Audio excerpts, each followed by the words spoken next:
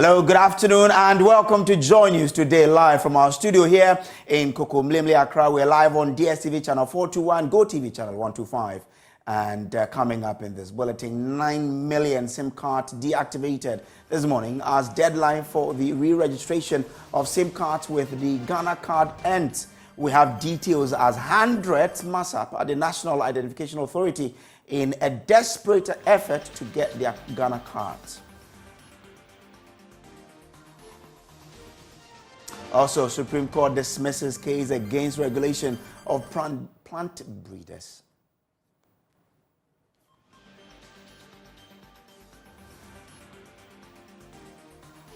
And in the Central Region, resident of Gomoa Orchard appeal for IGP's intervention as scores of land guards opened fire on farmers and graded their land. We're live in the community for an update a day after the incident. Details and more in this hour. Stay tuned.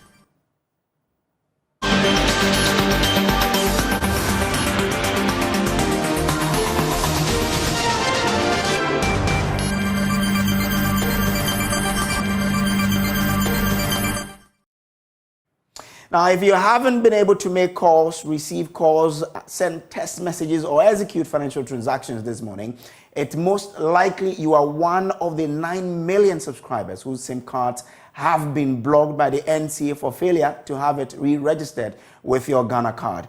According to the Chamber of Telecommunications, this figure includes SIM cards which have only gone through all the required stages of the registration processes and those that have not been linked to the Ghana card at all. CEO of the Chamber, Dr. Ken Ashigbe, explains that users can still re-register their SIM cards, although they will not have access to functions like phone calls.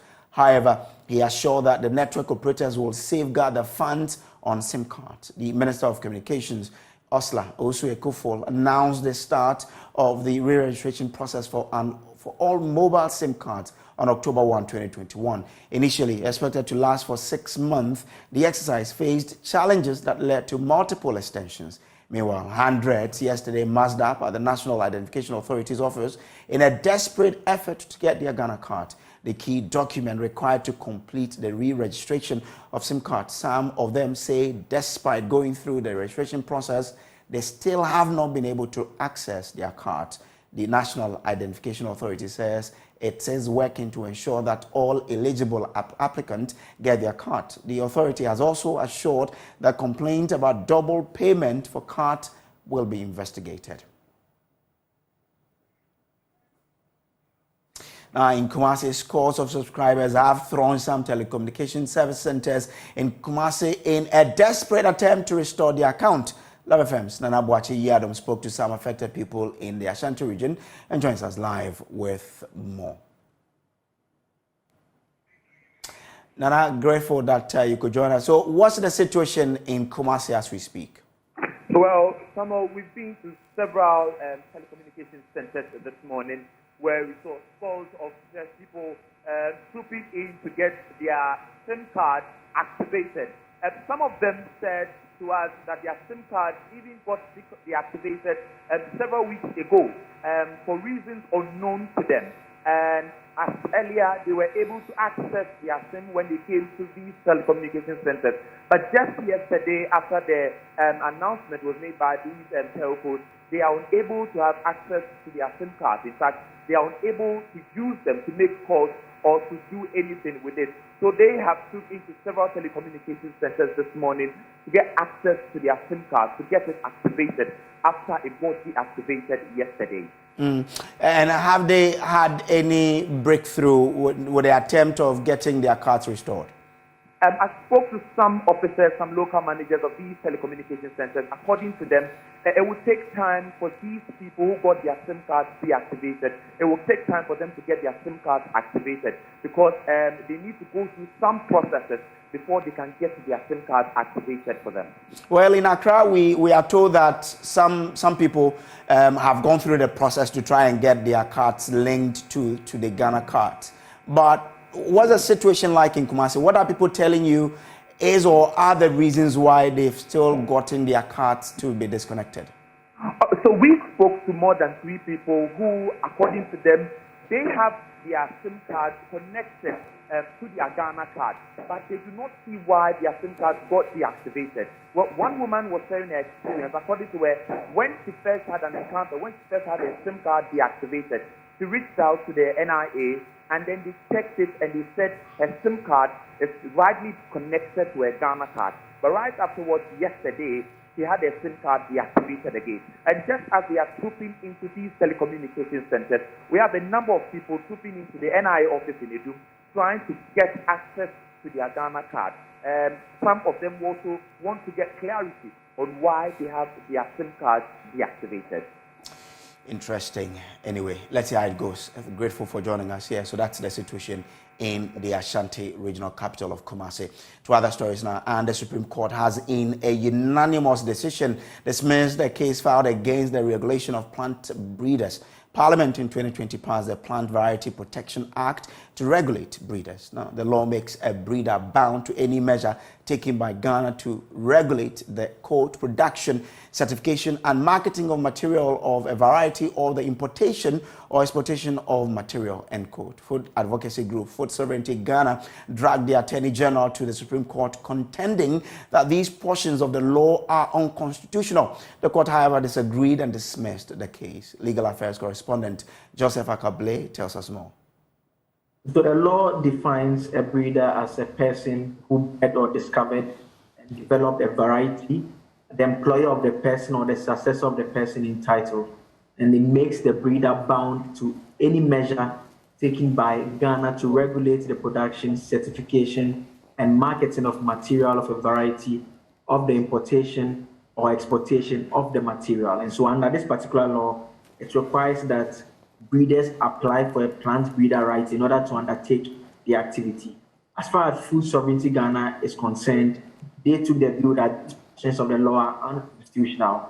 So the first point they made against it is that it constitutes an unnecessary infringement on the farmer's right to save, use, exchange, and sell farm-safe seeds and propagating material, because they took the view that it means that should farmers be able to develop certain breed or variety of crops, they would have to obtain such certification before they can proceed to sell them. They also pointed out that it hinders their rights to propagate material. The group indicated that this particular law arises from an international convention which Ghana has signed on to. And so they believe that once that's not been ratified, they cannot use the back door to pass such a law to attempt to enforce that particular convention. But unfortunately, the Supreme Court did not agree with them. But lawyer for the Food Sovereignty Ghana, George Wayo, believes the court got it wrong. A lawyer for Food Sovereignty Ghana has been speaking to the media on the court's ruling. The case is in respect of the Plant Variety Protection Act. We all remember the Plant Breeders Bill, which had some couple of years in the Parliament of Ghana, and finally it became an act, so the PVPA. We sought to understand that the PVPA is hinged on the tenets of the UPOF arrangement. And the UPOF arrangement is an arrangement by some international state parties or stakeholders. It's not a United Nations organization. It's countries that want to go on the path of plant breeders' rights or issues of varieties of plants and their emergence. However, there's nothing that says that UPOV arrangement is part of the laws of Ghana. It has not been rectified at the time we came to court. And it's very clear in Article 75 of the 1992 Constitution that if a law, a foreign law, international law, is to be part of the laws of Ghana, it must come to Parliament for a resolution or ratification. At the time we came to court, we have not seen any such resolution of Parliament or ratification of the UPOV Convention. But this Plant Variety Protection Act, Act 1020, if I'm right, is hinged on the UPOV organization. So it's more or less like we are bringing the UPOV regime to Ghana via an act of Parliament. And so we thought that is not right. That is what the main issue before the court. And there were a series of issues in the writ as well on human rights, on issues of draconian laws in respect of people who breach these laws, as in if you breach the act.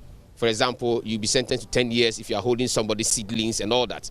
And we know that our peasant farmers are at risk because if you bring in new varieties of plants, and that is what they must plant, and you find somebody in Wale Wale or Sehubekwai in possession of such a seedling, that is the sanction the person will get. So there were a couple of issues in this act. But the government of our case, or our main case, is that this act is based on the UPOF. And UPOF is a convention. That convention has not been rectified by the Parliament of Ghana. So how can we be made to obey an act or operate an act which tenant or which focus is on a certain convention which is not part of the laws of Ghana? And the court says we have not invoked the court's jurisdiction. But we think that a matter of interpretation, i.e.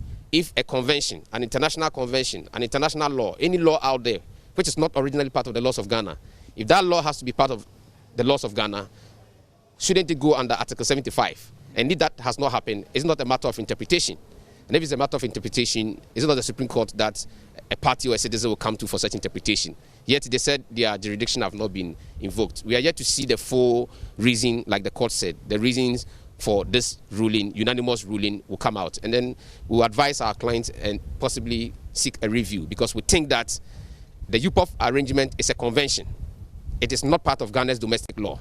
And it is tried law. It's common law for everybody to know. A first-year law student who has done international law understands that domestic law and international law are different. And for international law to be received in the domestic law, that law must come under Article 75 of Ghana's constitution, of resolution of parliament or ratification. And as we speak today, the UPOF convention has not been rectified by our parliament. It has not. There's no resolution on the UPOF convention for Ghana to operate it under an act. General Secretary of the General Agricultural Workers Union, Edward Karawe, has been reacting to the judgment. He spoke via Zoom with my colleague Bernice Abubedu Lansa on Newsdesk. As a General Agricultural Workers Union, we have been part of this thinking that the law, the Plant Breeders Bill, its content and its intentions are not favorable to the Ghanaian farmer. It's not favorable to the Ghanaian cause of trying to be independent and then control its means of production. You know, in fact, we've seen the law as a form of subjugating the Ghanaian farmer and everybody under its control, under foreign control.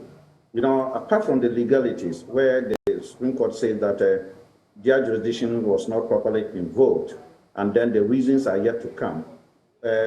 Apart from that, you can just see that why should we have a law that will punish the ordinary peasant farmer just because he has shared some seed with somebody else, which is claimed to be a seed from either a multinational or somebody they call a breeder.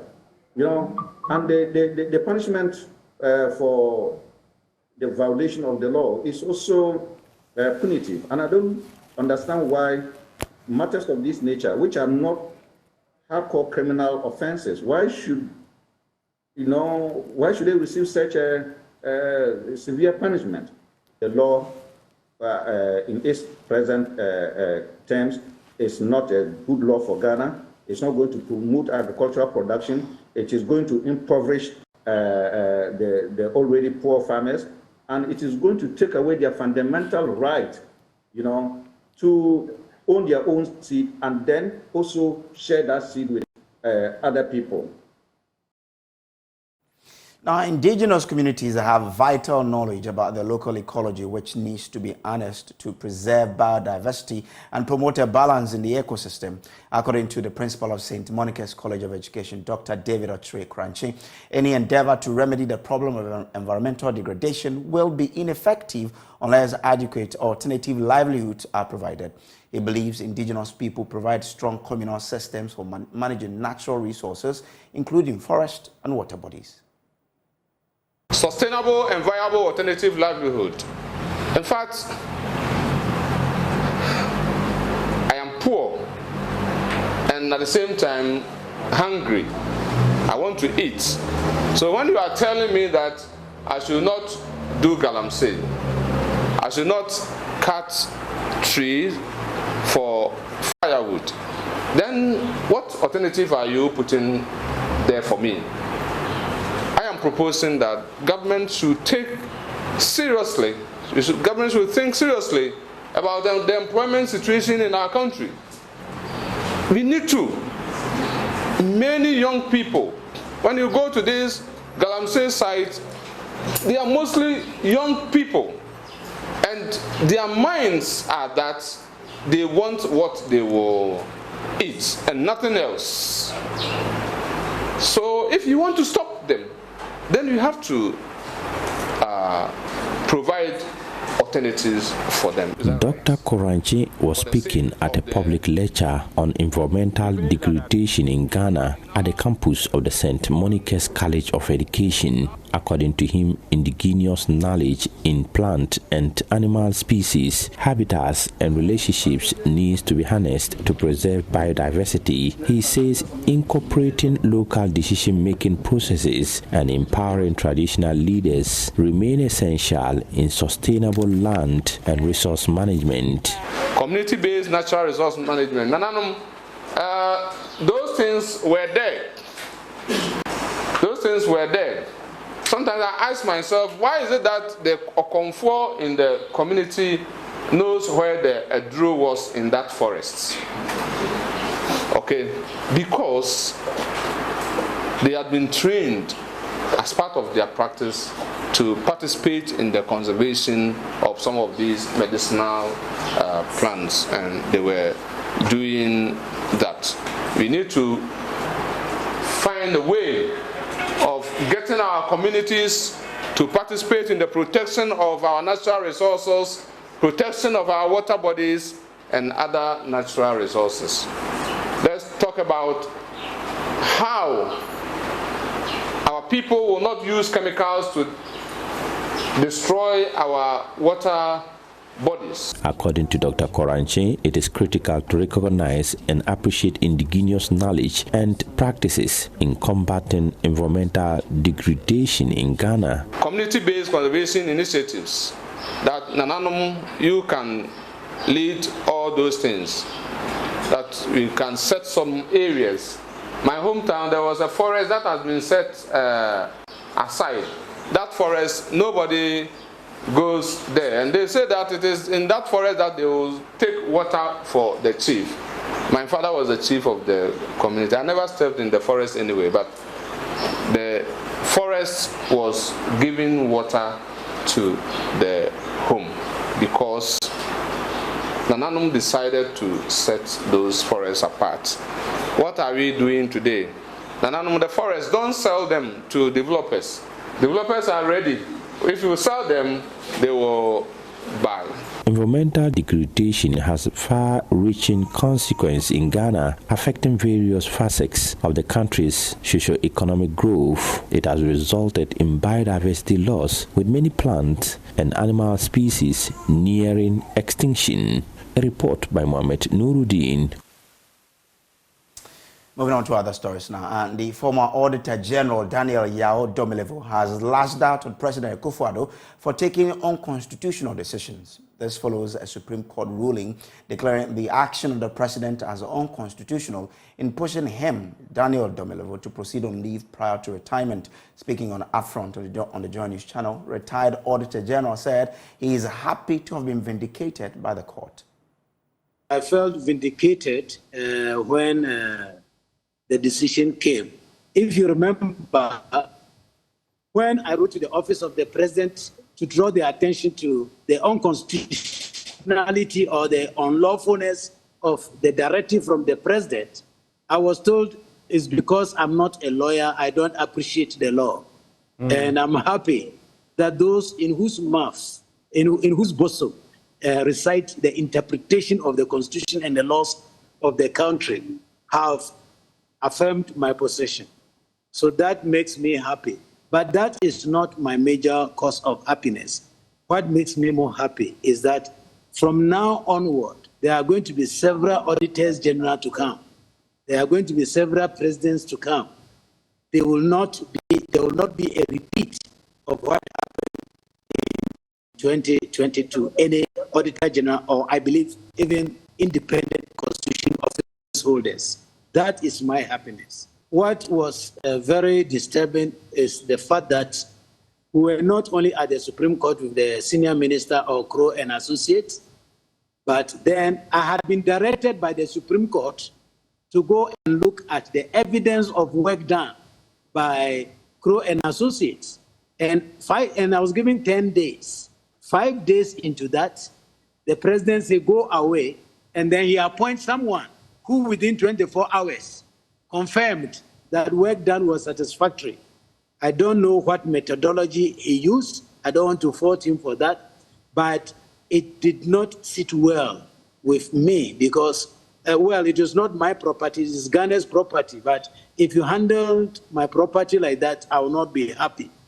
The long and short of it is that, well, today we are at a point where we know who is wrong and who is not wrong. He also said there was an orchestrated plan to fight him from all angles by the board chairman of the audit service, Professor Edward Dua Ajiman. He described the attack and several others as corruption fighting him throughout his stay in office on a daily basis. Corruption was fighting me heavily. I could see corruption fighting me everywhere. Do you remember the type of audits that were commissioned and investigations commissioned? Do you remember that even Yoko was asked to interrogate procurement process that I was not part of?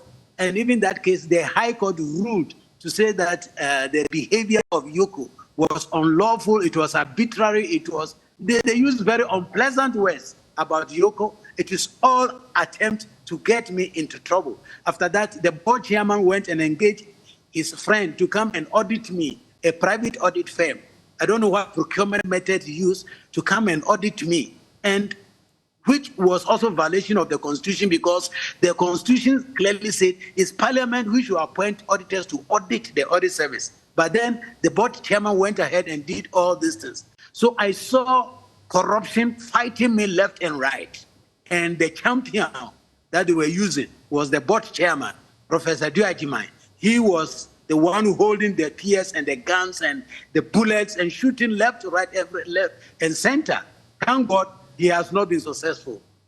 Now, same show, Director for Advocacy and Policy Engagement at the Center for Democratic Development, Dr. Kojo Pumpuni Asante, said even though the ruling may have been very late in coming, it serves to restrain the executive from further abusing the powers of independent office holders in the future. The ruling will restrain executive from abusing those powers of people in executive.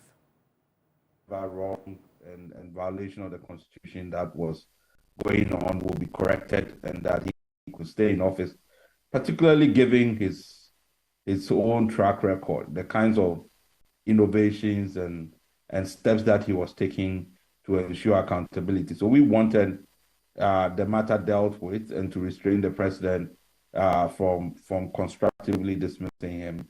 But that didn't happen, and then he was, pushed out of office.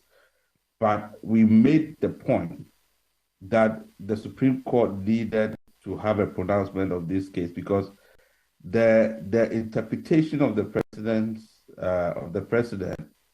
in terms of his powers, administrative powers under the Constitution, was far-reaching if it did not have any commentary from the Supreme Court, if there was no clarification of interpretation of that particular provision of the Constitution. So this is very, very important because it's not just about the Auditor General. It's about all the independent governance institutions that are set up under the Constitution and the extent to which, the president have administrative powers over the heads of those kinds of institutions. That is what this ruling is addressing. And that's why, even though it didn't come early to protect Mr. Domlovo, it should protect others in the future. Now, the Deputy Finance Minister, Abena Osei-Asare, has appealed to pensioner bondholders to cease picketing as she requests for a meeting on Tuesday to address payment problems. She made the appeal as she met the pensioner bondholders who have resumed their picketing this morning. According to the bondholders, the government still owes them 5 coupons and 4 principal arrears. We can listen to the minister in a conversation with the bondholders at the Finance Ministry. That will allow government some space to operate. We all know what is happening. So while we meet here today, we are meeting tomorrow. Monday we won't come, Tuesday we won't come, Wednesday we won't come, to give you the opportunity to start paying me. If by Wednesday we have seen that you have started paying, we won't come on the Thursday. But if by Wednesday evening we haven't seen any alert system working, then Thursday we are coming here. So today we'll be here, tomorrow we'll be here because we haven't seen anything. We will give you Monday, Tuesday, Wednesday to initiate the payment. Once we see that the payment have started flowing in, we will not come here on the Thursday. Because until we see something, that is it. That is the decision we have taken, that until we see payment, nothing will move us from here. That one, because we have done it. We have moved from here based on these promises, and it's not coming. But so now we give you that time. Within the week, every Monday, a coupon or two may mature, depending on the days. Last Monday, there were 2 coupons. The previous Monday, there was 1 coupon. You don't know. Some days 1, some days 2, depending on the. So if the coupon matures on Monday, due on Monday, we won't stock. We will think that if government want to pay, the instructions will be given and something will be done that Monday. If it wasn't done, Tuesday we'll see a sign.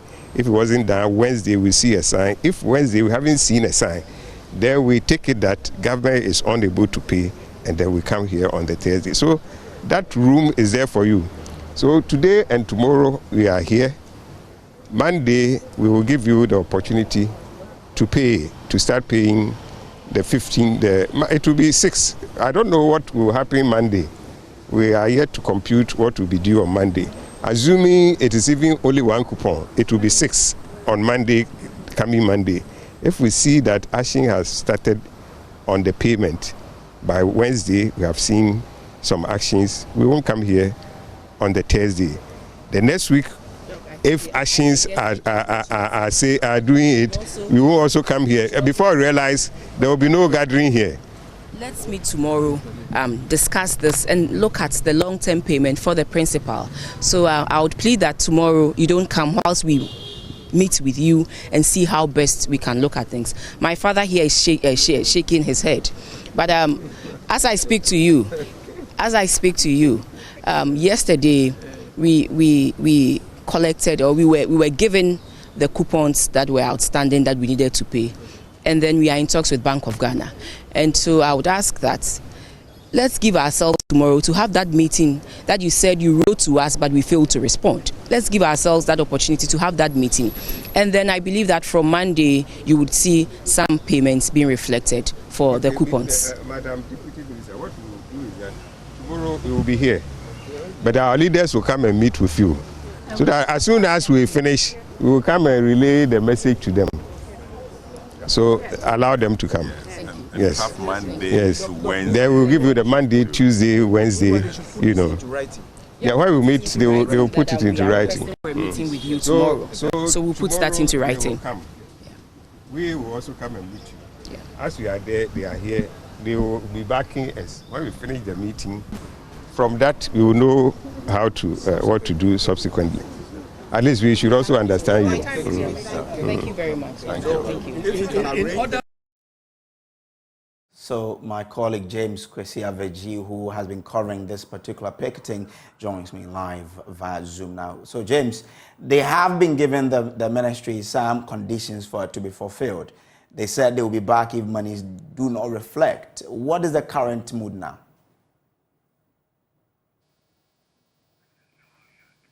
James, kindly unmute so we can hear what you're telling us. Okay, Brett. So yeah. I was saying that that's exactly what they are demanding. The mood is still tense as the monies are not reflecting in their accounts. Now, the last time they called off the picketing, government actually owed them 16 coupons and 3 different principals that have matured, and government has not been able to pay. And so on the 15th of last month, government actually cleared 15 out of the 16, but did not touch any of the principals. These principals actually matured in February, March, and April. And as we speak, as they resume today, government owes them a total of 5 principals, which means that on the 15th, 2 of those principals actually matured. On the 22nd, 1 matured, and on the 29th, 2 more have matured.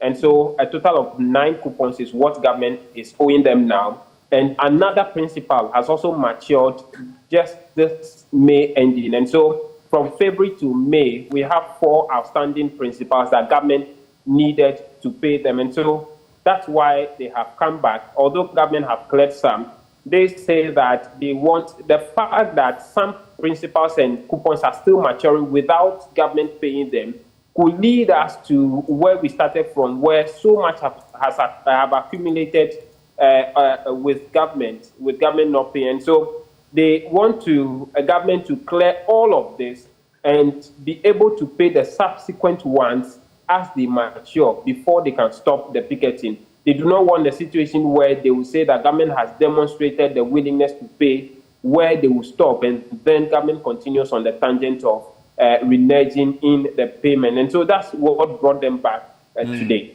So it means that tomorrow we are expecting them to picket again at the Finance Ministry. Exactly. Tomorrow between 10 and 11 a.m. As you heard the Deputy Finance Minister requesting for the meeting, they have agreed to meet her, but on the condition that she said they should stop the picketing and meet her, but they have declined the stop the picketing part of her appeal. And so tomorrow they are all converging at the Finance Ministry. Members of the group will continue the picketing while leadership of the group goes into that meeting with the Deputy Finance Minister. So it continues tomorrow. No changes at all, just that tomorrow's own will come with a meeting with the Deputy Finance Minister. All right, grateful to you, James Kwesi Aveji there. Now to other stories. Scores of land guards have invaded Gomoa Orchard community in the central region, firing live bullets, chasing farmers with guns and grading their lands with the aim of selling the land. Gomoa Orchard is a farming community with a population of 2,000 in the Gomoa East district of the central region.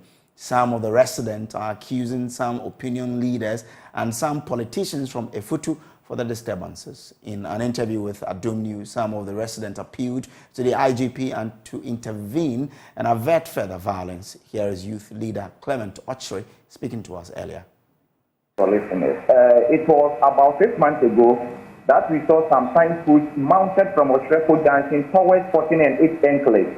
And the written on the signpost was a Futu magazine with car, park, daycare, market, and a lot of something that they are coming to do.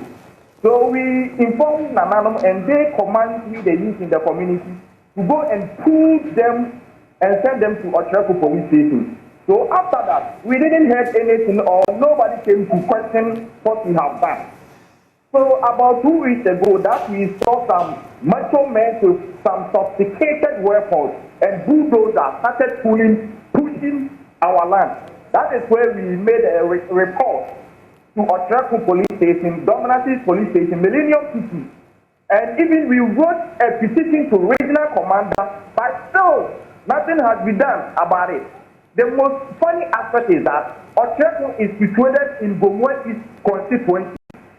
We don't even share boundary with Winneba or Efutu, but what we are hearing is that some prominent chiefs in Efutu and some politicians are behind what is going on. We are the landowners, Otreko committed. We are the landowners, so we are farming on the land. Yes, so but are you legal custodians of the land? Does it legally belong to Otreko? Exactly. Otreko was here before even Winneba came to settle at Winneba. And we don't share boundary with Efutu. The land belongs to Otreko. And they are not doing this only to Otreko. Touching Japanese dominance, they are appealing to IGP and the opinion leaders to come into our aid. As we, the youth around the aforementioned communities, we also write and tell them because they don't want to listen to us. We will take the law into our hands and fight them because we cannot sit in our community and allow other community people to come and invade on our land, attacking our farmers and other stuff. We can't wait and also something happened before our leaders came or intervened. As far as we have petitioned the regional police commander, I think IGP should have known it by now, because the regional commander knew everything about what is transpiring here. Yes, we're watching the Joy News today here on the Joy News channel. We'll take a quick break. We'll be back with the latest from the world of business. Stay with us.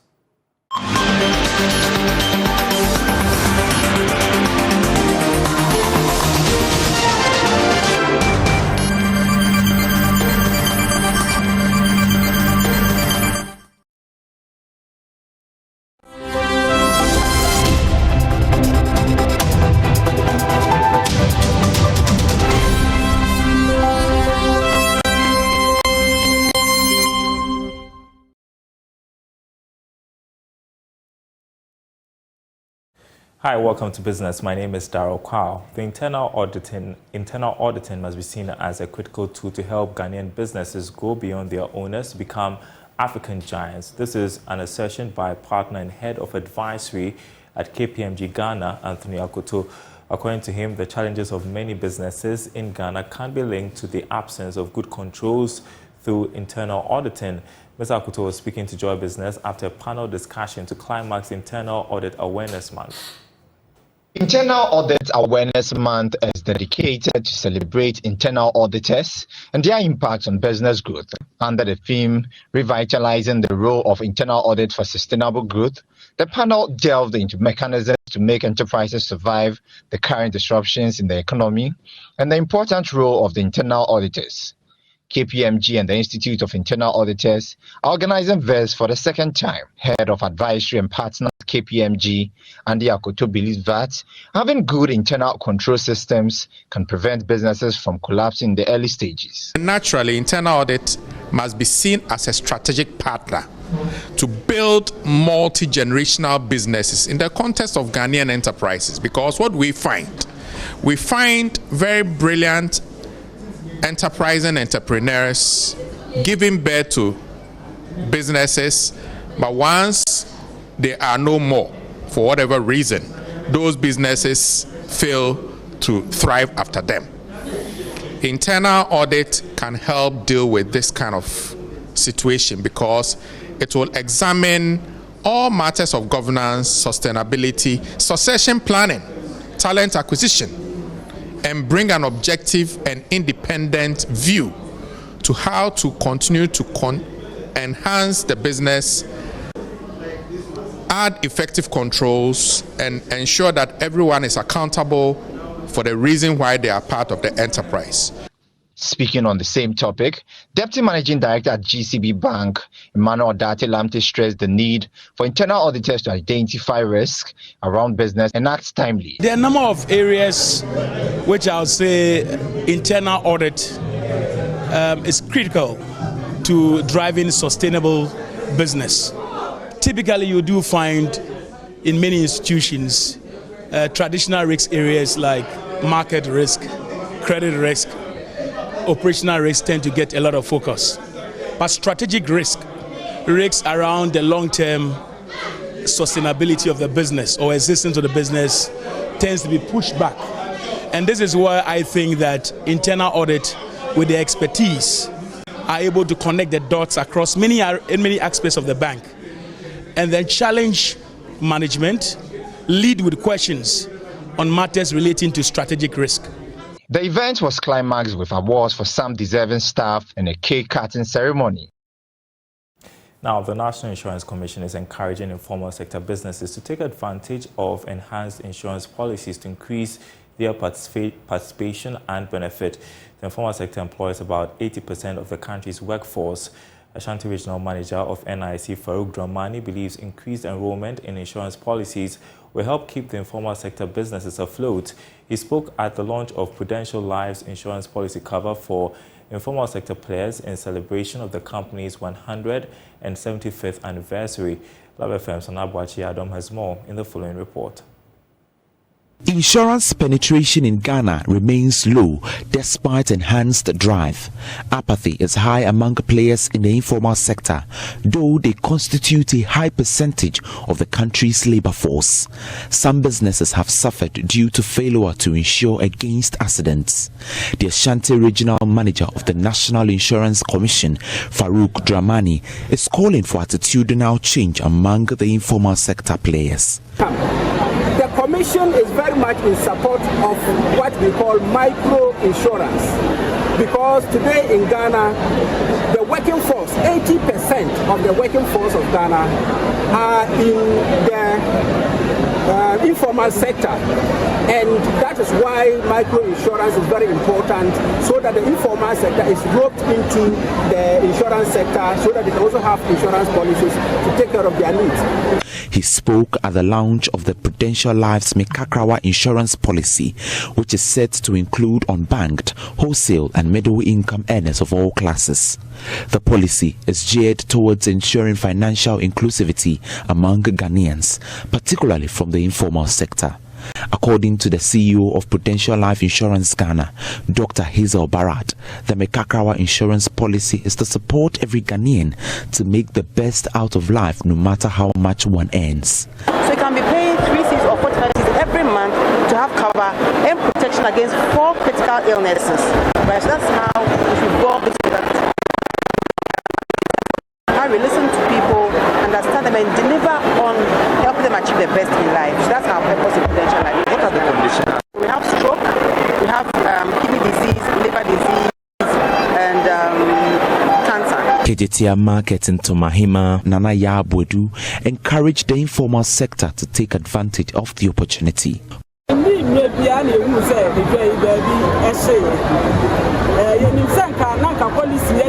Not long ago, a part of the market got burned.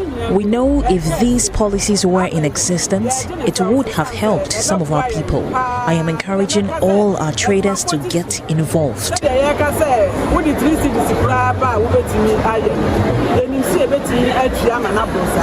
Joy News, Nana Boachi Dankwayadom, reporting. And that's it for business. The news continues after this break.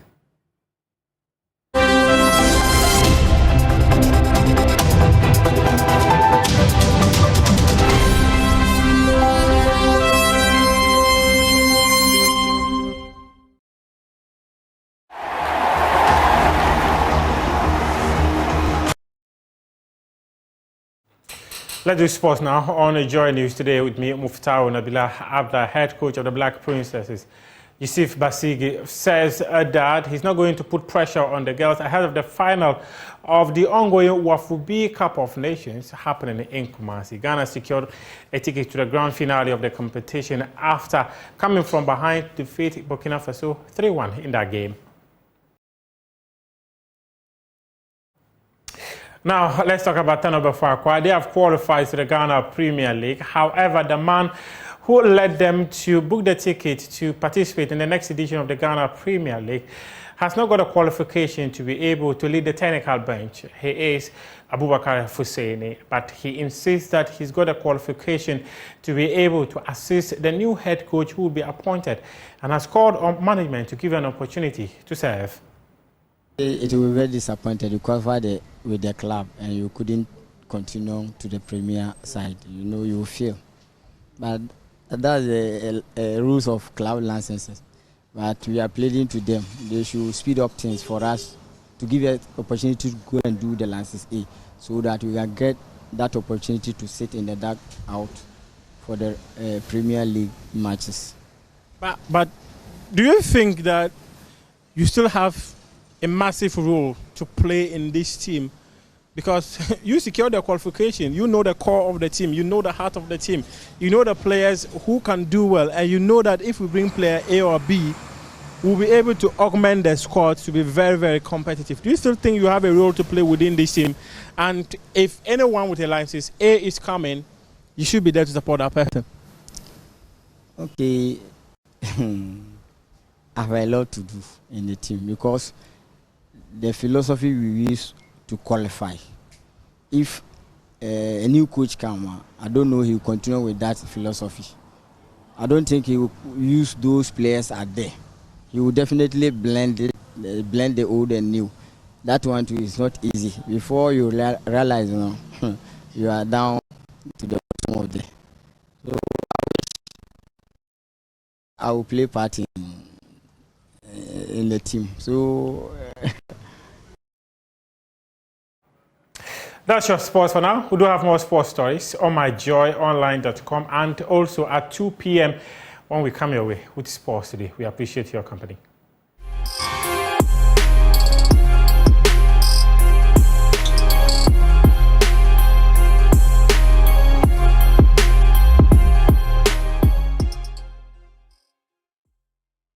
Good afternoon, welcome to Showbiz here on Joy News Today. Now, Ghanaian gospel musician Ife Grace began her music career as a vocalist for her father, Reverend Mensa Bonso, and other secular acts, including Becca and Kwabena. Over the years, the musician switched to full-time gospel music and has held her first event, dubbed Grace Effect. Ife Grace is on Spotlight today.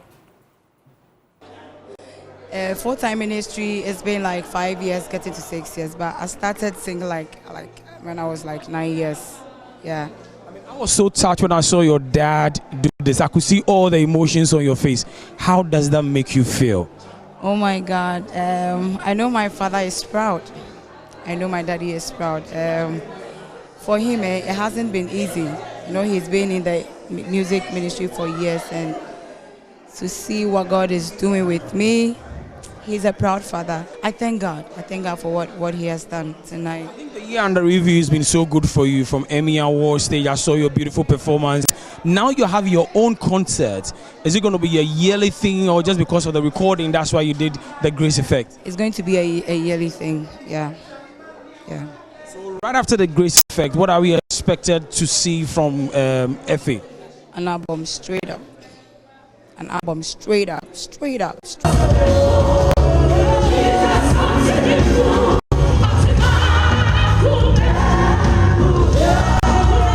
How will you describe Ohima Mercy in your life? Mommy Ohima Mercy is a blessing. It's a great blessing. I remember way back in 2017, that was when I met her, sorry. And the very first time I met her, I knew that this woman, you know, was someone that God had, you know, blessed me with, someone that I needed to serve, you know, and through that, God has given me so much opportunities, so much platforms. And you know, one thing I like about Mommy Ohima Mercy is she's a very prayerful woman. I think that's what I tapped, you know, yeah, very prayerful. Yeah, so she's a blessing.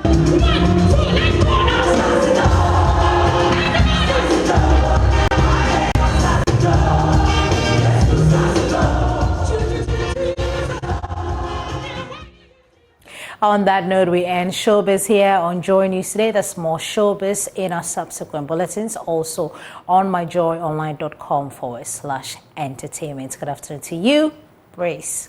Well, good afternoon to you, Becky, and that's how we wrap it all up here on the Joy News Today. There's more news on myjoyonline.com. Marketplace is up next. Good afternoon. Bye.